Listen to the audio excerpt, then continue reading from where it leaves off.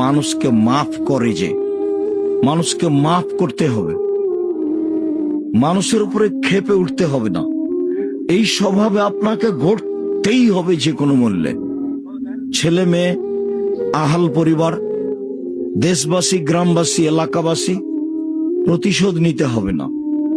সচ্ছল অসচ্ছল অবস্থায় দান করতে হবে, রাগ দমিয়ে চলতে হবে, মানুষকে ছাড় দিতে হবে, মাফ করে দিতে হবে।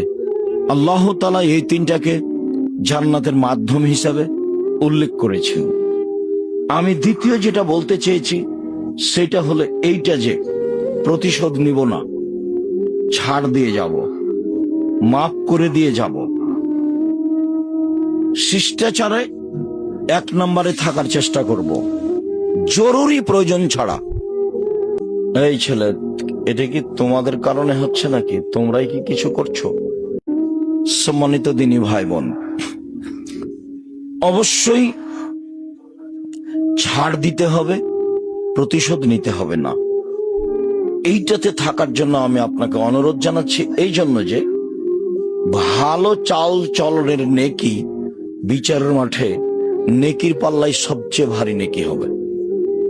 হজের নেকি যত ভারী, ভালো চাল চলনের নেকি তার চেয়ে 1,00,000 গুণ বেশি ভারী। উমরার নেকি যত ভারী, ভালো চাল চলনের নেকি তার চেয়ে 1,00,000 গুণ বেশি ভারী। সালাত, সিয়াম, জিকির আজকার, তাসবিহ তাহলিল, এসব নেকির যত ভারী, এর ওজন যত, ভালো চাল চলনের নেকি তার চেয়ে 1000 গুণ বেশি ভারী। মানুষের পাপ নেকি বিচারের মাঠে ওজন হবে। মর্মে আমি অনুরোধ জানিয়েছি যে এখান থেকে নিয়ে যাব ভালো চাল চলন। প্রতিবেশী, দেশবাসী, আত্মীয় স্বজন কারোর সাথে মন্দ আচরণে জীবিকা নির্বাহ করতে রাজি নই। কারোর সাথে খারাপ আচরণ করে 1 দিন 1 ঘন্টা বাঁচতে রাজি নই। জুলুম করে, মানুষের উপর অন্যায় বিচার করে, মানুষের বদনাম গীবাত করে, মানুষের মান সম্মান নষ্ট করে 1 দিন 1 ঘন্টা বাঁচতে রাজি নই। আল্লাহ রসুল বিদায় হজে অনেক কথা বলেছেন, তার একটা কথা বলেছেন, দেখো, মানুষের মান সম্মান হচ্ছে কাবা ঘরের মান সম্মানের মতো। দেখো, মানুষের মান সম্মান হচ্ছে হজের দিনের মতো। দেখো, মানুষের মান সম্মান হচ্ছে মক্কা শহরের মতো। মানুষের মান সম্মান রক্ষা করার চেষ্টা করো। জাহেলিয়াতকে ভেঙে দিতে হবে। কুল্লু আমরিন মিন জাহেলিয়া, জাহেলিয়াতের যুগে যত অপছন্দ নোংরা নীতি ছিল পুরুষ নারী মিলে, সবকে আমি পায়ের নিচে রেখে দিলাম। এই ভাষণ রাসূল সাল্লাল্লাহু আলাইহি ওয়াসাল্লাম বিদায় হজে দিলেন।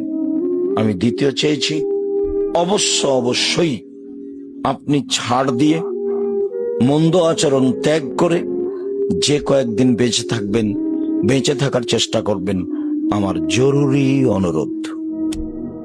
3, আপনার ছেলে মেয়ের উপরে জাতি নির্ভর করছে।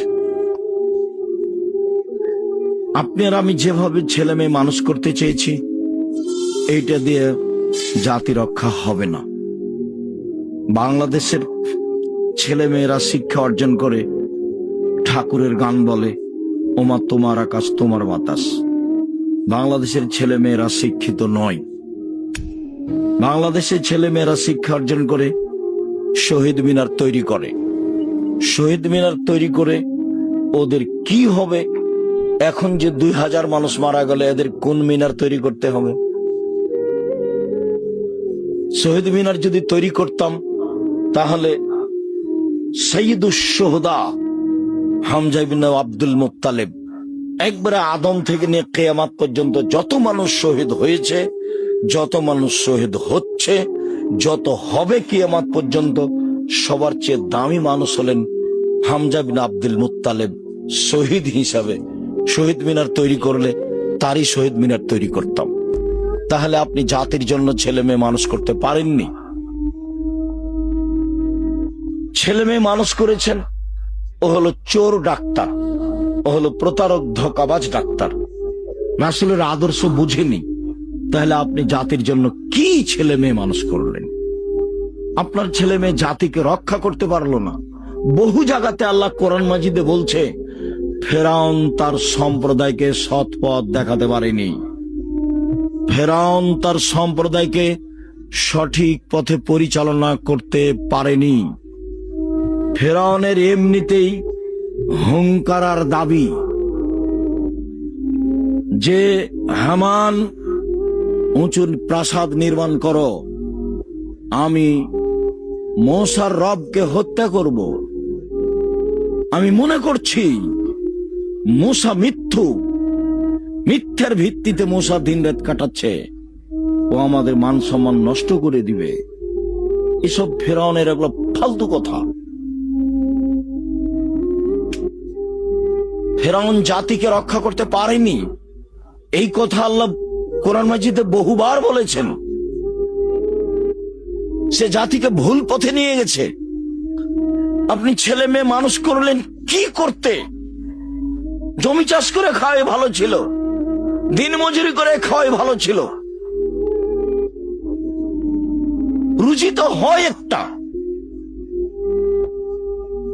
মূর্খ মানুষও তো ব্যবসা বাণিজ্য করতে পারে, ব্যবসা বাণিজ্য করে খেত। 25-30 বছর যাবত তাকে পড়ালেন, 40 বছর যাবত তাকে পড়ালেন, বিবাহ শাদী দিলেন না। 30-32-35 বছরে বিবাহ শাদী দিলেন, খালি বললেন ইস্টাবলিশড হতে হবে। বাহ, নিজের পায়ে দাঁড়াতে হবে। মেয়েও শিখলো চাকরি করব, তারপরে বিবাহ। জেনাতে সয়লাভ, জেনার বন্যা।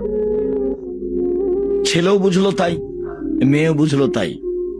এক সময় এই প্রজনন দেখা দিয়েছিল খুব বেশি ভাবে, যার কারণে হাজারো লক্ষ মেয়ে এখন বাংলাদেশে আছে যাদের বিবাহ হয়নি, যাদের বয়স 35, 40, 45, 50।